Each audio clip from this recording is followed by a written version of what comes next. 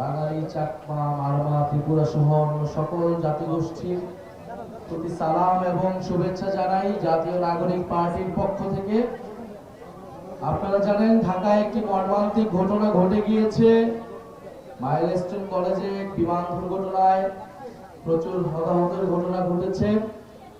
আমরা শোক প্রকাশ করছি সেই ঘটনায় এবং আমরা দোয়া করি, প্রার্থনা করি যাতে যারা আহত হয়েছে তারা দ্রুত সুস্থ হয়ে যাবে এবং এই ঘটনার হতাহতের পরিমাণ যত কম হবে ততই আমাদের জন্য মঙ্গল।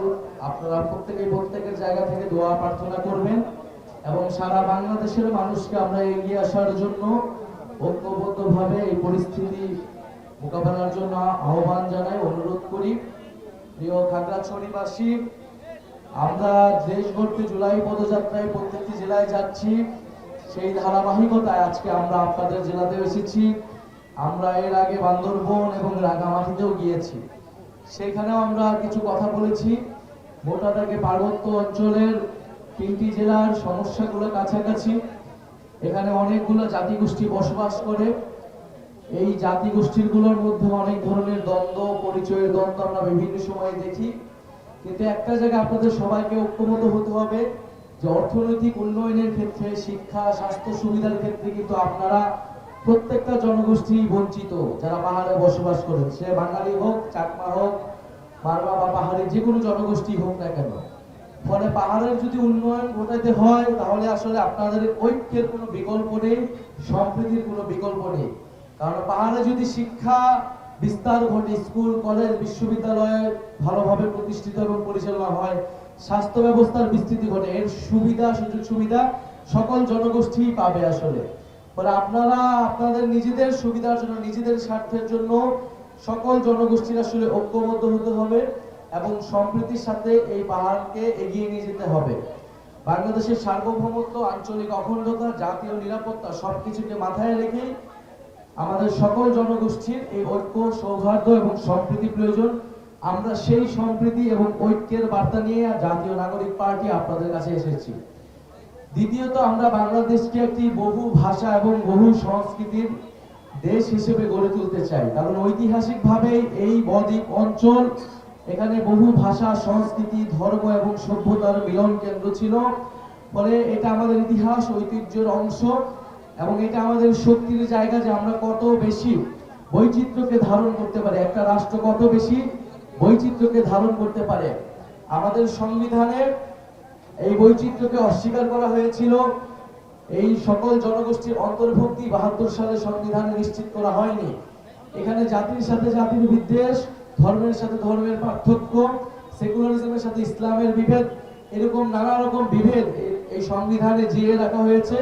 ফলে তার একটা নতুন রাষ্ট্র গঠনের যে সুযোগ সম্ভাবনা আমরা 71-এর মুক্তিযুদ্ধের মাধ্যমে পেয়েছিলাম, সেটি আমরা হারিয়েছি। কিন্তু 2024-এর পরে, গণ অভ্যুত্থানের পরে যে নতুন জাতীয় ঐক্য তৈরি হয়েছে, যে নতুন সম্ভাবনা তৈরি হয়েছে, এই সম্ভাবনা সুযোগ আমরা হারাতে চাই না। ফলে বিচার সংস্কার এবং নতুন সংবিধানের দাবিতে আমাদের এই জুলাই পদযাত্রা শুরু হয়েছে। আমরা চাই আপনারাও এই নতুন সংবিধানের দাবিতে, আপনার জাতিগোষ্ঠীর অন্তর্ভুক্তির দাবিতে, আপনার পরিচয়ের স্বীকৃতি এবং পাহাড়ি বাঙালি সবার মানবাধিকার, নাগরিক অধিকার, নাগরিক মর্যাদা নিশ্চিত দাবিতে সকলকে ঐক্যবদ্ধ হতে হবে, সকলকে এই দাবি উঠাতে হবে। পাহাড় হোক, সমতল হোক, আমাদের একটি নতুন সংবিধান লাগবে, একটি নতুন বাংলাদেশ লাগবে, একটি নতুন খাগড়াছড়ি লাগবে। অন্তর্বর্তী সরকার গঠনের পরে আমি যখন দায়িত্বে ছিলাম, সরকার গঠনের খুব পরপরে দীঘিনালাতে আমি একবার এসেছিলাম, এই খাগড়াছড়ি। সেইখানে তখন একটা সমস্যা হয়েছিল বাজারে আগুন লাগানো নিয়ে। আমি তখন এসেছিলাম ইনস্ট্যান্ট এবং আমি পাহাড়ি বাঙালি সব জনগোষ্ঠীর সাথে কথা বলেছিলাম। এবং এই যে বাজারে আগুন লাগানোর ঘটনা ঘটেছিল, এটাতে কিন্তু সব পক্ষই ক্ষতিগ্রস্ত হয়েছিল। যারা পাহাড়ি বাঙালি, যারা সেখানে বিক্রি করতে আসে এবং যারা কিনতে আসে, সবাই কিন্তু সেই ক্ষতির শিকার হয়েছিল। এবং সেই আগুন লাগার ঘটনাকে কিন্তু কেন্দ্র করে আসলে পাহাড়কে অশান্ত করে আমাদের দেশে এবং দেশের বাইরে বিভিন্ন পক্ষ আসলে ফায়দা নিতে চায়। আমরা বলেছি কোনো আধিপত্যবাদী শক্তির জায়গা বাংলাদেশে হবে না। আধিপত্যবাদী কোনো শক্তিকে আমরা সুযোগ দিতে, আমরা বাংলাদেশিরা সুযোগ দিব না। আপনার পরিচয়, আমার পরিচয়, বাংলাদেশি এবং নাগরিক, সেই বাংলাদেশী এবং নাগরিক পরিচয়ের ভিত্তিতে আমরা বাংলাদেশ রাষ্ট্রটাকে নতুন করে করতে চাই।